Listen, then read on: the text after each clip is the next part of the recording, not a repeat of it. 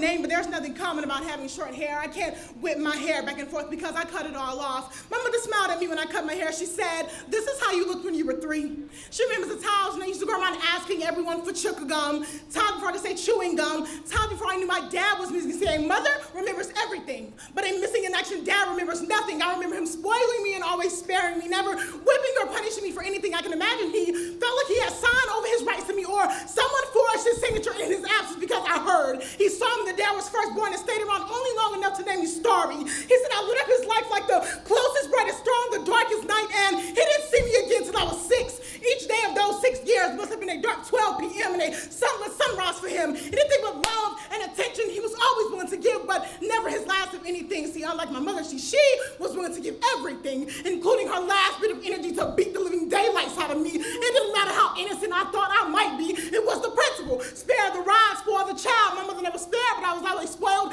Spoiled like 25-year-old milk that was forgotten about in your fridge. It had an expiration date of February 22nd, 1996, the day I was born. The day I was cut out of my mother's womb. Just like the 2 before me, I was spoiled with love. See, my dad wasn't my mother's first heartbreak, but he was mine. I remember my face being painted with anger, looking at my mother with her eyes. She said, "See, this is why it's so hard to love them. When they love as if there is nothing to lose, as if you are nothing to lose. When they break, they don't break in twos, they break in millions, and don't even have the decency to leave you in the elementary school or pray to God to give you a map, directions, or even a clue on how to put yourself back together again. You better not buy him shoes. He will do more than walk out on you. He will run. When they love like bombs love bodies at the finish line of a Boston Marathon race. They love with abuse on the highway going 60. Second husband slaps me in the face only by God's grace in my hair. When they love because they have nothing else to give.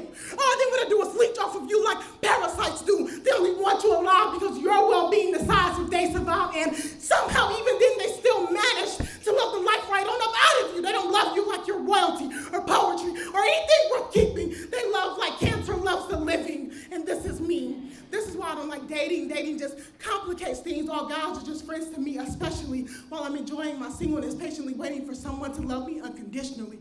All right, I have myself and God, and until she says otherwise, that is all I need.